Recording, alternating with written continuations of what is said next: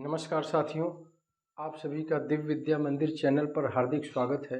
साथियों, मैं पढ़ा रहा हूँ अलंकार और आज मैं पढ़ाऊँगा अर्थालंकार। इसके पहले वाले वीडियो में हमने पढ़ाया था शब्दालंकार बड़ी विस्तार से। आज पढ़ाएंगे अर्थालंकार। तो अर्थालंकार के अंतर्गत जो सबसे महत्वपूर्ण या अर्थालंकार का जो केंद्र बिंदु है वह महत्वपूर्ण प्रधान अलंकार है उपमा अलंकार। इसी उपमा अलंकार पे सारे अर्थालंकार टिके हुए हैं और बने हुए हैं। साथियों, एक विद्वान थे वामन।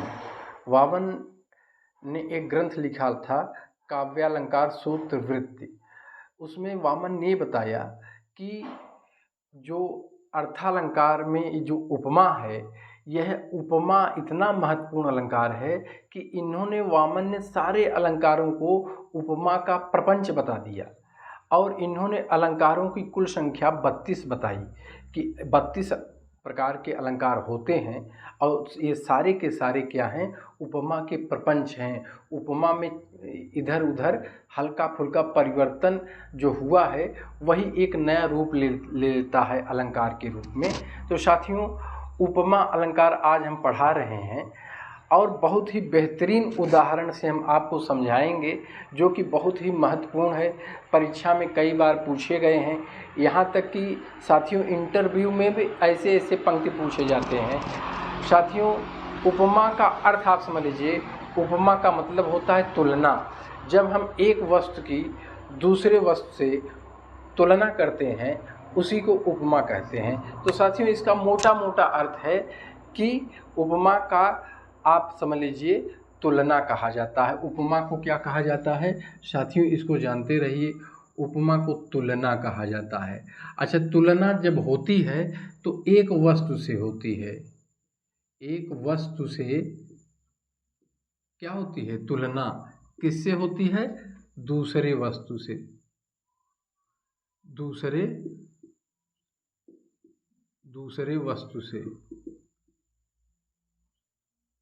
वस्तु से तुलना होती है। तो साथियों ये जानते रहिए, एक वस्तु की तुलना जब दूसरे वस्तु से होती है तो उसको क्या कहा जाता है? उसको साथियों उपमा अलंकार कहा जाता है। अच्छा साथियों, इसमें जो एक वस्तु है वह एक वस्तु से जब दूसरे वस्तु की तुलना क्यों की जाती है, तो इसका जो विज्ञान है, एक वस्तु प्रसिद्ध होगा और एक वस्तु साधारण होगा, तभी तो तुलना करने का नौबत आया है। तो एक वस्तु क्या होगा? साधारण होगा और एक वस्तु क्या होगा? वह विशेष होगा या प्रधान होगा या कह लीजिए प्रसिद्ध होगा। वह दूसरा वस्तु क्या होगा? प्रसिद्ध होगा। साथियों, इसके अलावा एक तो साधारण होगा, एक प्रसिद्ध होगा। इसके अलावा साथियों अगर तुलना की जाती है, जहाँ आप गौर करिए, मैं एक ऐसा फार्मूला आपको बता रहा हूँ कि कभी कभी परीक्षा में पूछता है कि इसमें उपमेय कौन है और उपमान कौन है। तो साथियों आज मैं एक आपको ऐसा ट्रिक बता रहा हूँ कि इससे उपमेय और उपमान को पहचानने में आपको जरा भी समय नहीं लगेगा। जैसे पल भाजत अर्जुन बद्धो छुओ न दूजो बाण, उसी तरह से साथियों आप भी उपमेय उपमान के अंतर को, भेद को आप तत्क्षण पहचानेंगे। और वह अंतर यह है कि एक जो है समीप होता है, आपके करीब होता है, और एक दूर होता है। जैसे साथियों मैं आपको बता रहा हूँ, नायिका का मुख चंद्रमा के समान है। तो यहाँ गौर करिए, जो नायिका है, जो सुंदरी है, वह आपके करीब है और चंद्रमा कहाँ है? चंद्रमा दूर है, आकाश में है। तो एक समीप होगा और एक दूर होगा, यही सबसे बड़ा अंतर है साथियों। तो जो समीप होगा वह उपमेय है, जो दूर होगा वह उपमान है, जिससे तुलना की जाती है। तो इसे आप लोग साथियों जानते रहिए, एक समीप होगा और एक दूर होगा। जो समीप होगा जिसकी तुलना की जाए, जिसकी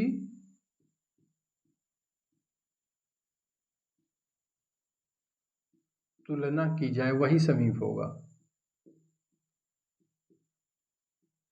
और इसमें क्या होगा साथियों? जिससे तुलना की जाए।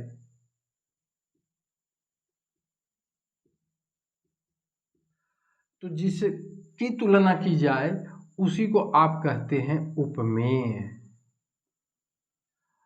और जिससे तुलना की जाती है उसी को आप कहते हैं उपमान। साथियों ये जान लीजिए, जो उपमान होता है वह सदैव क्या होगा, दूर होगा, और वह प्रसिद्ध होगा, आम नहीं होगा, प्रसिद्ध होगा, दूर होगा, और जिससे तुलना की जाती है उसी को आप कहते हैं उपमान, और जिसकी तुलना की जाती है उसको आप उपमेय कहते हैं। वह आपके समीप होगा और वह साधारण होगा। तो साथियों ये रहा उपमेय और उपमान का अंतर। अब साथियों एक चीज़ और जान लीजिए कि उपमा के कितने अंग हैं। तो आप लोग जानते रहिए उपमा के 4 अंग हैं।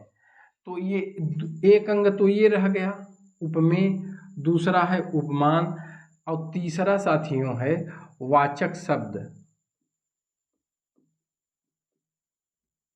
और साथियों चौथा है साधारण धर्म। इसे आप लोग जानते रहिए। ये क्या है, अंग हैं। किसके अंग हैं, ये उपमा के अंग हैं।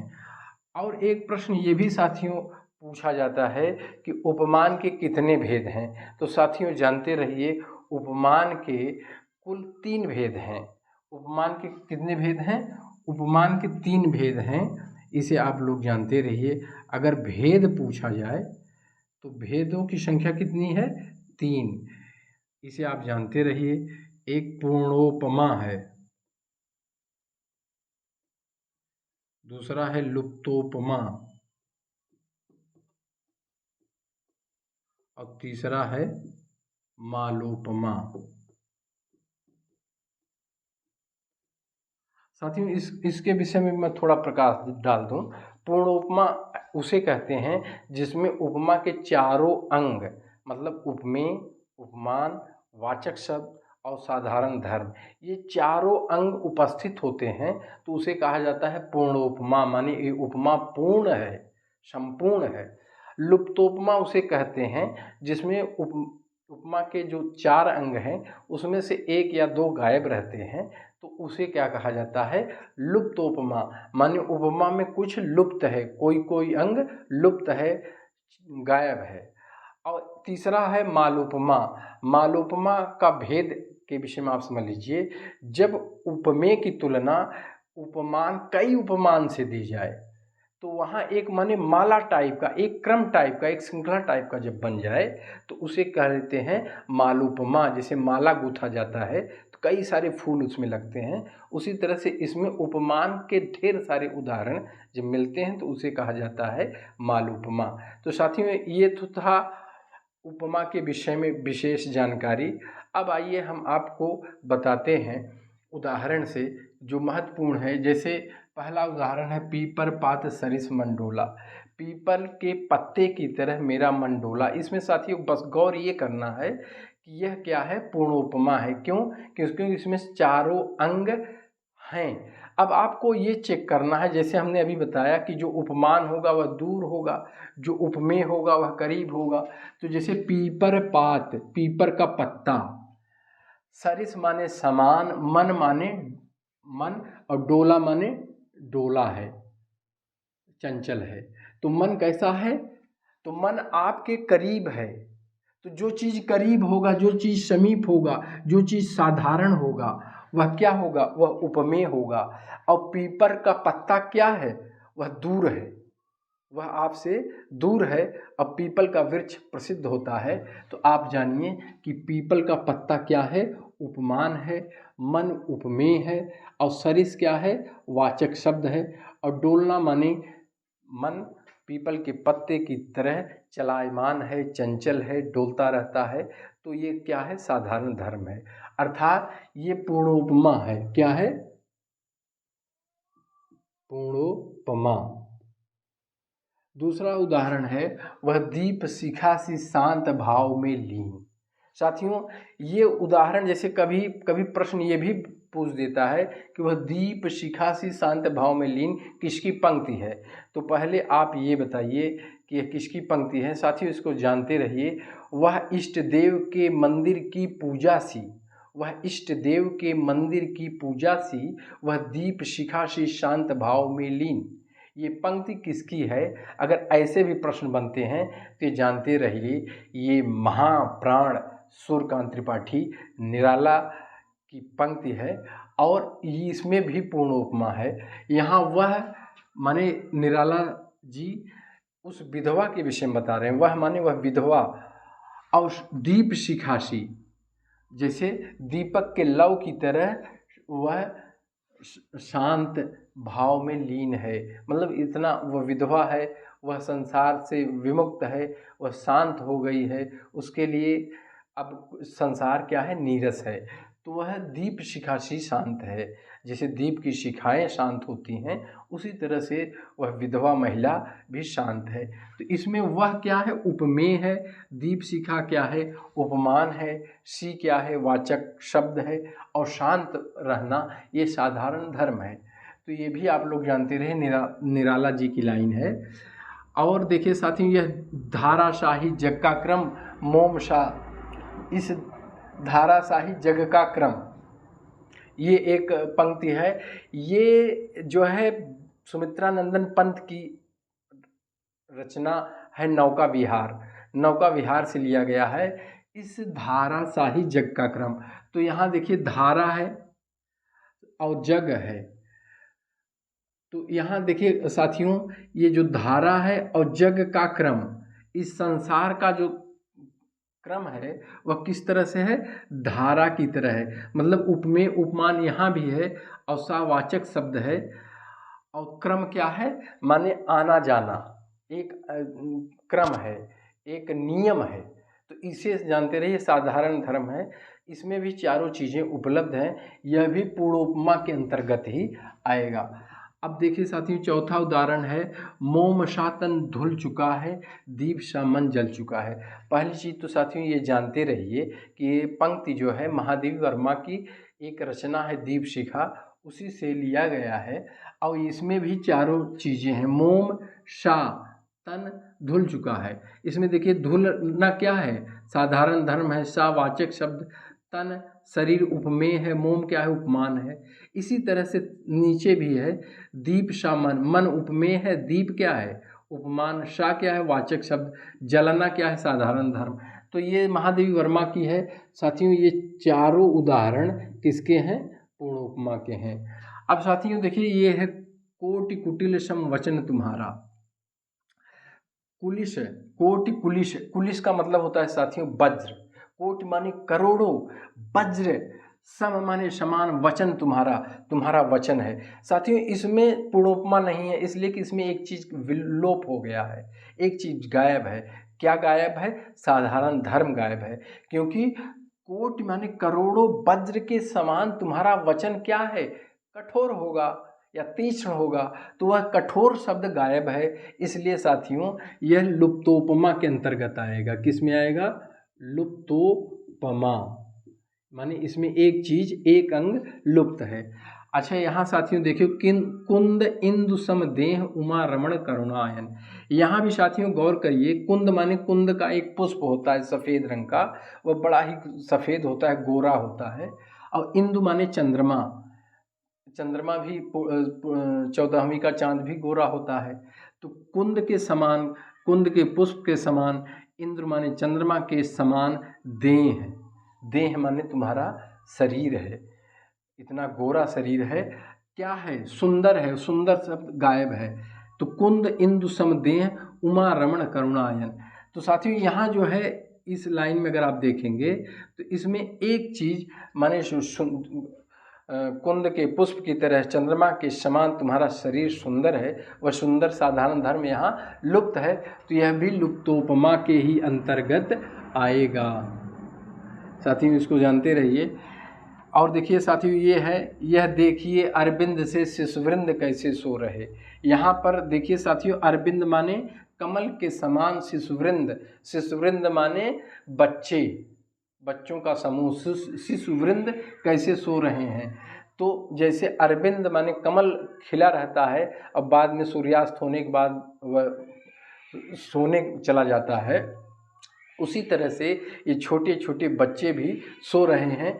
तो यहाँ देखिए साथियों, अरविंद माने उपमान से माने वाचक धर्म, शिशुवृंद माने उपमेय, लेकिन जो बच्चे सुंदर दिखते हैं वह साधारण धर्म नहीं है, तो इसलिए यह भी उपलुप्तोपमा के अंतर्गत आएगा। अब साथियों ये कुंद सी, कविंद सी, कुमुद सी, कपूरिका सी। अब देखिए कुंद सी, कविंद सी, कुमुद सी, कपूरिका सी, यहाँ पर एक उपमेय को कई उपमान से सिद्ध किया जा रहा है, समानता दिलाया जा रहा है, तुलना की जा रही है। तो हमने जब बताया था कि मालोपमा वही होगा जहाँ एक माला सा बन जाए, एक माला, एक श्रृंखला सा बन जाए। तो कुंद सी, कविंद सी, कुमुद सी, कपूरिका सी, इस तरह से अगर लाइन आता है तो आप समझ लीजिए कि यहाँ कौन सा अलंकार है, मालोपमा, मालोपमा। इसी तरह से साथियों तरवर के छाया अनुवाद सी, उपमा सी, भावुकता सी, यहाँ पर भी देखिए कि उपमेय की तुलना जो उपमान से की जा रही, कई बार उपमान आए हैं, तो जब कई बार आते हैं एक माला टाइप का बन जाए। इसी तरह से ये भूषण की लाइन है, तेज तम अंश पर कान्ह जिन कंस पर, त्यो म्लेच्छ वंश पर शेर शिवराज हैं। तो यहाँ वीर रस है साथियों, ये वीर रस का है, इसमें रस अगर पूछा जाए तो वीर रस है। और यहाँ तेज माने अंधकार, तेज माने प्रकाश, तम माने अंधकार पर, जैसे एक प्रकाश जो है, एक प्रकाश का एक भाग जो है पूरे अंधकार को क्या करता है, मिटा देता है। पूरे कमरे में अंधकार छाया हुआ है, सिर्फ एक माचिस का तीली पूरे कमरे को क्या कर देता है, आलोकित कर देता है। अब कान्ह जिम कंस पर, जैसे कृष्ण भगवान कंस का वध किए थे, उसी तरह से त्यो म्लेच्छ वंश पे, उसी तरह से ये जो म्लेच्छ आए हैं, ये बर्बर जातियाँ जो भारत में आ गई हैं, उस म्लेच्छ वंशों पर शेर शिवराज हैं। शेर शिवराज माने शिवाजी महाराज शेर की तरह सवार हैं, जैसे कंस पर कान्हा थे, कृष्ण भगवान थे। और अंश पे इसी तरह से साथियों भूषण तो वीर रस के बहुत ही बढ़िया लिखे हैं। इंद्र जिन जम्भ पर, जैसे इंद्र जो है जम्भासुर पर, और इंद्र जिन जम पर, बाड़व जो अम्ब पर, बाड़व माने एक समुद्र की अग्नि होती है, वह अम्ब माने जल पर, समुद्र के जल को वही नियंत्रित करती है। और रावण सदम्भ पर, रावण जैसे अहंकारी पुरुष पर, रघुकुल राज हैं, जिसे भगवान राम विजय प्राप्त किए, उसी तरह से इन म्लेच्छ वंशों पर। तो इस तरह से साथियों यहाँ भी शेर शिवाजी महाराज की तुलना कई उपमानों से की जा रही है, तो यहाँ भी साथियों मालोपमा होगा। तो इस तरह से साथियों हमने उपमा अलंकार के विषय में बताने का प्रयास किया है। अगर साथियों ये वीडियो आपको अच्छा लगे तो इसे आप लोग शेयर सब्सक्राइब ज़रूर करिए। और साथियों कुछ लोग कमेंट करते हैं कि सर जी थोड़ा ट्रिक बताइए, शॉर्टकट में बताइए। तो ये जान लीजिए परीक्षा इतना कठिन है, प्रतियोगिता इतनी दिन प्रतिदिन कठिन होती जा रही, आयोग तरह तरह से प्रश्न पूछे जा रहे हैं, तो जो विस्तार से पढ़ रहा है वह पटकनी खा जा रहा है, वह मात खा जा रहा है। तो शॉर्टकट वाले कैसे टिकेंगे। हम जब हमसे ऐसा प्रश्न किया जाता है तो हमें पहले तो मन ही मन बड़ा हंसी आता है कि शॉर्टकट की ज़िंदगी अगर जीना है तो परीक्षा पास करना ये भूल जाइए। इसलिए कि परीक्षा में तो ये समझ लीजिए ये आग का दरिया है और इसमें डूब के जाना है। जो इस तरह से कमर कसेगा वही इस परीक्षा रूपी भवसागर को पार करेगा। तो साथियों हमारी शुभकामना आपके साथ है। जय हिंद।